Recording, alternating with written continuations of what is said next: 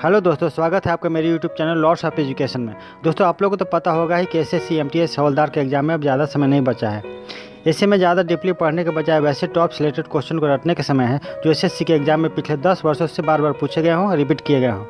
तो इसी बात को ध्यान में रखकर मैंने वैसे ही top selected most important question को लेकर आया हूँ जो बार बार रिपीट किए गए हों, पूछे गए हैं। बस आप अच्छी तरह से ध्यानपूर्वक सारे क्वेश्चन को अंत तक देखें, सुनें और याद कर लें। मुझे उम्मीद है इन सारे क्वेश्चन में से काफ़ी क्वेश्चन आपके एग्जाम में लड़ेंगे। बस आप पेशेंस रखें और ईमानदारी पूर्वक सारे क्वेश्चन को रटते जाएं। और हाँ दोस्तों, मैंने अब तक जितने भी एग्जाम से रिलेटेड वीडियो डाल रखे हैं उन सभी को भी आप रिवीजन करते रहें। मुझे उम्मीद है अगर आप ईमानदारी से मेहनत करेंगे तो आप एक दिन सक्सेस जरूर होंगे। और हाँ दोस्तों, अगर मेरे चैनल पर आप नए हैं तो प्लीज़ मेरे चैनल को सब्सक्राइब करना न भूलें और साथ ही बेल आइकन को प्रेस करके नोटिफिकेशन को भी ऑन कर लें ताकि एग्जाम से रिलेटेड कोई भी इंपॉर्टेंट वीडियो डालूँ तो सबसे पहले वो आपके पास पहुँचे। पहला क्वेश्चन है, एक मार्क किसके मानक की गारंटी है?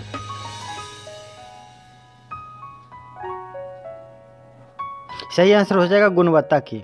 एक मार्क मूल रूप से खाने पीने की चीज़ों से जुड़ा हुआ एक प्रमाण चिन्ह है जो खाद्य वस्तुओं की शुद्धता को प्रमाणित करता है। दोस्तों, एक मार्क फुल फॉर्म होता है एग्रीकल्चर मार्केटिंग। यह भारत में कृषि उत्पादों पर लिखा हुआ पाया जाता है जो भारत सरकार की एजेंसी विपणन और निरीक्षण निर्देशालय द्वारा कृषि उत्पादों की गुणवत्ता को जांचने के बाद किया जाता है। एक मार्क का उपयोग खाने पीने की चीज़ों पर जो कृषि करके उगाई जाती है पर किया जाता है। भारत सरकार के खाद्य मंत्रालय द्वारा यह काम किया जाता है जिसे एक मार्क प्रमाण चिन्ह कहते हैं। जब कोई खाद्य पदार्थ मार्केट में बिकने के लिए आता है तो उस पर एक मार्क चिन्ह होता है तो दुकानदार को उसकी शुद्धता साबित नहीं करनी पड़ती है। अगला क्वेश्चन है, अक्टूबर और नवंबर के महीने में कहाँ अधिक वर्षा होती है? सही आंसर हो जाएगा कोरोमंडल तट पर। दोस्तों, कोरोमंडल तट एक चौड़ा तटीय मैदान है जो दक्षिण भारत में पूर्वी तमिलनाडु में स्थित है और लगभग 22,800 वर्ग किलोमीटर क्षेत्र में फैला हुआ है। यह तट पूर्व में बंगाल की खाड़ी, पश्चिम में पूर्वी घाट, दक्षिण में कावेरी नदी के डेल्टा और उत्तर में उत्कल मैदान से घिरा हुआ है। बंगाल की खाड़ी से नमी लेने वाले पूर्वोत्तर मानसून के कारण कोरोमंडल तट की अधिकांश वर्षा सर्दियों के मौसम में होती है। बंगाल की खाड़ी से नमी लेने वाले उत्तर पूर्वी मानसूनी हवाएं इन पहाड़ों द्वारा अवरुद्ध होती है। इन हवाओं के लिए पूर्वी घाटों द्वारा बनाई गई बाधा कोरोमंडल तट पर सर्दियों के मौसम में वर्षा कराती है, यानी अक्टूबर नवंबर में वर्षा ज़्यादा होती है। अगला क्वेश्चन है, निम्नलिखित में से किसे प्रकृति का रडार माना जाता है? सही आंसर हो जाएगा कबूतर को। दोस्तों, कहीं कहीं चमगादड़ तो कहीं कहीं दरियाई घोड़ा को प्रकृति का रडार बताया गया है, लेकिन सही आंसर होगा कबूतर, क्योंकि ये प्राकृतिक घटनाओं का पूर्वानुमान लगाने में सक्षम होते हैं। अगला क्वेश्चन है, पीत क्रांति यानी पीली क्रांति किसके उत्पादन से संबंध है? सही आंसर हो जाएगा तिलहन से, जो 1986 में शुरू की गई थी। 1980 के दशक में जब देश का खाद्य तेल आयात चिंताजनक स्तर पर पहुंच गया, तब भूतपूर्व प्रधानमंत्री राजीव गांधी ने स्वयं हस्तक्षेप करके तिलहन पर तकनीकी मिशन शुरू कराया जिसे पीली क्रांति या पीत क्रांति कहा गया। अगला क्वेश्चन है, यदि भारत का प्रधानमंत्री भारत के राष्ट्रपति को अपना त्याग पत्र देता है तो इसे किसका त्याग पत्र माना जाएगा? सही आंसर हो जाएगा संपूर्ण मंत्रिपरिषद का। यदि भारत का प्रधानमंत्री भारत के राष्ट्रपति को अपना त्याग पत्र देता है तो संपूर्ण मंत्रिपरिषद का त्याग पत्र माना जाएगा। अगला क्वेश्चन है, निम्नलिखित में से कौन सा कार्य निर्वाचन आयोग के कार्यक्षेत्र में नहीं आता है? सही आंसर हो जाएगा भारत के प्रधानमंत्री का चुनाव करना। 7वें नंबर पर क्वेश्चन है, बाल गंगाधर तिलक किससे अपना राजनीतिक गुरु मानते थे? सही आंसर हो जाएगा स्वामी विवेकानंद जी को। बाल गंगाधर तिलक स्वामी विवेकानंद जी को अपना राजनीतिक गुरु मानते थे। अगला क्वेश्चन है, 8 नंबर पर किसके गुरुत्वाकर्षण का ज्वार भाटा आता है? सही आंसर हो जाएगा पृथ्वी पर सूर्य और चंद्रमा का। जब समुद्री जल ऊपर आती है तो उसे ज्वार और जब नीचे जाती है तो भाटा कहते हैं। चंद्रमा के आकर्षण शक्ति का पृथ्वी के सागरीय जल पर सर्वाधिक प्रभाव पड़ता है। ज्वार भाटा चंद्रमा और सूर्य के पृथ्वी पर गुरुत्वाकर्षण बल द्वारा खिंचाव के कारण उत्पन्न होता है। 9 नंबर पर क्वेश्चन है, कुल्लू घाटी किसके बीच स्थित है? सही आंसर हो जाएगा मध्य हिमालय और शिवालिक के बीच में। कुल्लू भारत के हिमाचल प्रदेश के खूबसूरत शहर और पर्यटन स्थल है। कुल्लू घाटी को पहले कुलंत पीठ कहा जाता था, इसे देवताओं की घाटी भी कहा जाता है। 10 नंबर पर क्वेश्चन है, सोपान कृषि कहाँ की जाती है? सही आंसर हो जाएगा पहाड़ों के ढलानों पर। पहाड़ों के ढलानों पर मृदा अपरदन को रोकने के लिए यानी कि मिट्टी के कटाव को रोकने के लिए सीढ़ीदार अथवा सोपानी कृषि की जाती है। अगला क्वेश्चन है 11 नंबर पे, निम्नलिखित में से किसकी उपस्थिति के कारण गिरगिट अपना रंग बदलती है?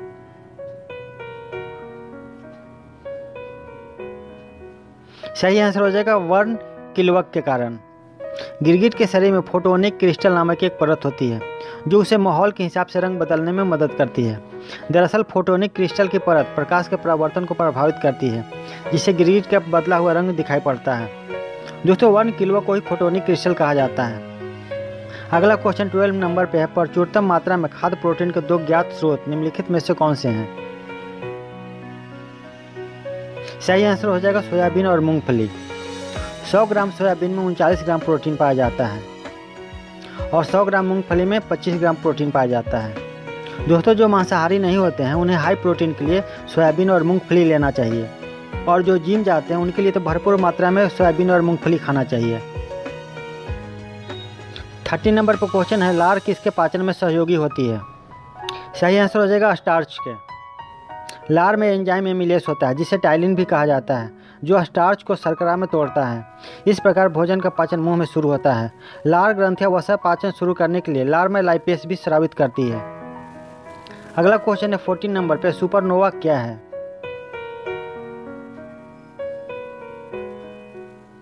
सही आंसर हो जाएगा विस्फोटक तारा। इसे अधिनव या अभिनव तारा भी कहा जाता है। सुपरनोवा ब्रह्मांड में होने वाले सबसे खतरनाक दुर्घटनाओं में से एक है जिसमें से कोई बहुत पुराना तारा अपने अंतिम क्षणों में होता है और कड़े विस्फोट के बाद नष्ट होने वाला ही होता है। यह विस्फोट बहुत शक्तिशाली होता है। इस प्रतिक्रिया के बाद या तो कोई नया तारा बनना शुरू होता है या पुराने तारे में विस्फोट होने के बाद वह सफ़ेद ड्वार्फ में बदल जाता है। जब सुपरनोवा प्रतिक्रिया हो रहा होता है तो उस समय बहुत ज़्यादा रोशनी प्रसारित होती है जो इतनी चमकीली रहती है कि वह पूरे ब्रह्मांड की रोशनी को पीछे छोड़ देती है। अगला क्वेश्चन है 15 नंबर पे, पुरी में रथ यात्रा किसके सम्मान में आयोजित की जाती है?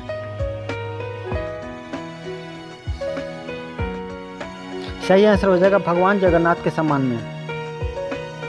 पुरी में रथ यात्रा भगवान जगन्नाथ के सम्मान में आयोजित की जाती है।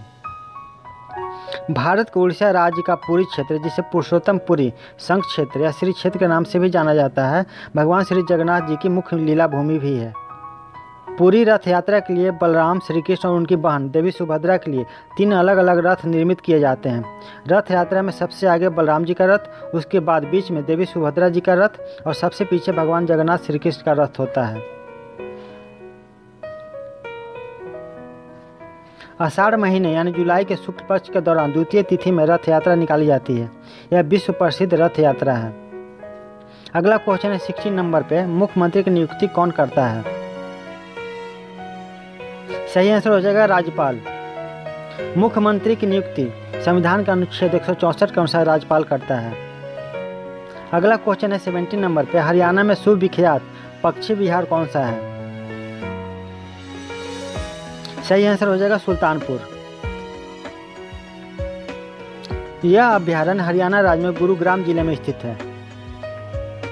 अगला क्वेश्चन 18 नंबर पे, आकस्मिक बाढ़ का संबंध किससे है? सही आंसर हो जाएगा चक्रवाती तूफान से। आकस्मिक बाढ़ का संबंध चक्रवाती तूफान से है। अब हम लोग जान लेते हैं थोड़ा सा चक्रवाती तूफान के बारे में। गर्म इलाके के समुद्र में मौसम की गर्मी से हवा गर्म होकर अत्यंत कम वायु दाब का चित्र बनाती है। हवा गर्म होकर तेजी से ऊपर आती है और ऊपर की नमी से मिलकर संघनन से बादल बनाती है। इस वजह से बने खाली जगह को भरने के लिए नम हवा तेजी से नीचे जाकर ऊपर आती है। जब हवा बहुत तेजी से उस क्षेत्र के चारों तरफ घूमती है तो घने बादल और बिजली के साथ मूसलाधार बारिश होती है। तेज घूमती इन हवाओं के क्षेत्र का व्यास हजारों किलोमीटर हो सकता है और इन्हें ही चक्रवाती तूफान के नाम से जाना जाता है। 19 नंबर पर क्वेश्चन है, भारत का सबसे बड़ा संघ राज्य क्षेत्र कौन सा है? सही आंसर हो जाएगा जम्मू और कश्मीर। भारत का सबसे बड़ा संघ राज्य क्षेत्र जम्मू और कश्मीर है जिसका क्षेत्रफल 2,22,236 वर्ग किलोमीटर है। दोस्तों जब जम्मू और कश्मीर संघ क्षेत्र नहीं बना था उस समय भारत का सबसे बड़ा संघ राज्य क्षेत्र था अंडमान निकोबार जिसका क्षेत्रफल था 8,249 वर्ग किलोमीटर और अभी वर्तमान में सबसे बड़ा संघ राज्य क्षेत्र है जम्मू और कश्मीर। 20 नंबर पे है गुर्दे यानी किडनी का कार्यात्मक यूनिट क्या है? सही आंसर हो जाएगा नेफ्रॉन। नेफ्रॉन गुर्दे की बुनियादी कार्यात्मक इकाई है। इसका मुख्य कार्य रक्त को छानने और फिर से जो जरूरी है उसे अवशोषित करने और जो जरूरी नहीं है उसे मूत्र द्वारा शरीर से बाहर निकालना है। अगला क्वेश्चन है 21 नंबर पे, भारत का सबसे बड़ा जनजातीय समुदाय कौन सा है? सही आंसर हो जाएगा भील जनजाति। 2011 के जनगणना के अनुसार भारत की सबसे बड़ी जनजाति भील तथा दूसरी जनजाति गोंड है। भील जनजाति मुख्यतः भारत के मध्य प्रदेश, छत्तीसगढ़, गुजरात, राजस्थान और महाराष्ट्र राज्य में निवास करती है। अगला क्वेश्चन है 22 नंबर पे, मनुष्य के लाल रुधिर कोशिकाओं यानी आरबीसी का जीवन काल कितना होता है? आरबीसी को रेड ब्लड सेल्स भी कहा जाता है। सही आंसर हो जाएगा 120 दिन। मनुष्य के लाल रुधिर कोशिकाओं का जीवन काल 120 दिन होता है। आरबीसी यानी रेड ब्लड सेल्स लाल रुधिर कोशिकाओं का मुख्य कार्य फेफड़े से ऑक्सीजन को शरीर के अन्य सभी भागों में ले जाना और ऐसे सभी भागों से कार्बन डाइऑक्साइड को वापस लाना है।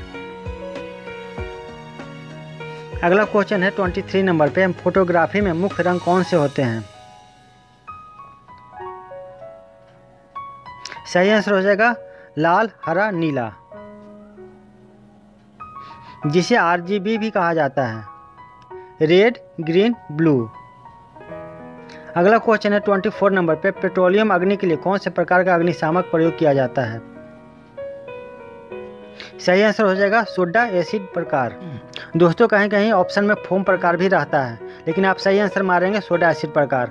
अगर ये नहीं होता है तब फिर मारेंगे फोम प्रकार। अगला क्वेश्चन है 25 नंबर पे, आग बुझाने के लिए अग्निशामक यंत्र में मुख्यतः कौन सी गैस होती है? सही आंसर हो जाएगा कार्बन डाइऑक्साइड। कार्बन डाइऑक्साइड सबसे अधिक आग बुझाने वाले यंत्रों में पाई जाने वाली तरल गैस है। कार्बन डाइऑक्साइड विद्युत आग के लिए विशेष रूप से उपयोगी होती है क्योंकि यह बिजली का संचालन नहीं करता है। कार्बन डाइऑक्साइड तेल, ग्रीस की आग बुझाने में भी बहुत प्रभावी होता है। अगला क्वेश्चन है 26 नंबर पे, पृथ्वी की सतह के ऊपर ओजोन की परत किसके प्रभाव से बचाती है? सही आंसर हो जाएगा पराबैंगनी किरणों से, अल्ट्रावायलेट रेज से। ओजोन परत सूरज से आने वाली हानिकारक पराबैंगनी यानी यूवी अल्ट्रावायलेट रेज किरणों से पृथ्वी की रक्षा करती है। सूरज से निकलने वाली पराबैंगनी किरणें त्वचा कैंसर का मुख्य कारण मानी जाती है। इन किरणों से आपको सनबर्न, टैनिन और समय से पहले त्वचा में बुढ़ापे का लक्षण दिखने शुरू हो सकते हैं। इसके अलावा पराबैंगनी किरणें आपकी आंखों को भी नुकसान पहुंचाती है। अगला क्वेश्चन है 27 नंबर पे, कहाँ काम करने वाले व्यक्तियों को ब्लैक लंग रोग हो जाता है? सही आंसर हो जाएगा कोयला के खानों में। कोयला के खानों में काम करने वाले व्यक्तियों को ब्लैक लंग रोग हो जाता है। कोयले की धूल में सांस लेते हैं, उससे कण आपके वायुमार्ग और फेफड़ों में जाकर बैठ जाते हैं। इसमें सूजन हो सकती है और बाद में फेफड़े पूरी तरह से काले पड़ जाते हैं। 28 नंबर पे है, भारत के किस नगर को सिलिकॉन वैली कहा जाता है? सही आंसर हो जाएगा बेंगलुरु को। बेंगलुरु को भारत की सिलिकॉन वैली इसलिए कहा जाता है क्योंकि यहाँ भारत की लगभग सभी सॉफ्टवेयर कंपनियों का अपने मुख्य कार्यालय हैं। आमतौर पर सिलिकॉन वैली उस जगह को कहा जाता है जहाँ किसी देश का टेक्नोलॉजी हब होता है। 29 नंबर पर क्वेश्चन है, भारत के ऐसे प्रथम महिला राष्ट्रपति कौन थी जिन्होंने भारतीय वायुसेना का फाइटर एयरक्राफ्ट में 30 मिनट की उड़ान भरी थी? सही आंसर हो जाएगा श्रीमती प्रतिभा पाटिल। श्रीमती प्रतिभा पाटिल भारत की प्रथम महिला राष्ट्रपति थी जिन्होंने भारतीय वायुसेना का फाइटर एयरक्राफ्ट में 30 मिनट की उड़ान भरी थी और उस फाइटर प्लेन का नाम था सुखोई 30 MKI। दोस्तों वैसे देखा जाए तो 8 जून 2006 को राष्ट्रपति APJ अब्दुल कलाम लड़ाकू विमान उड़ाने वाले पहले राष्ट्रपति बने जब उन्होंने पुणे में लोहेगांव वायुसेना बेस में सुखोई 30 MKI उड़ाया था।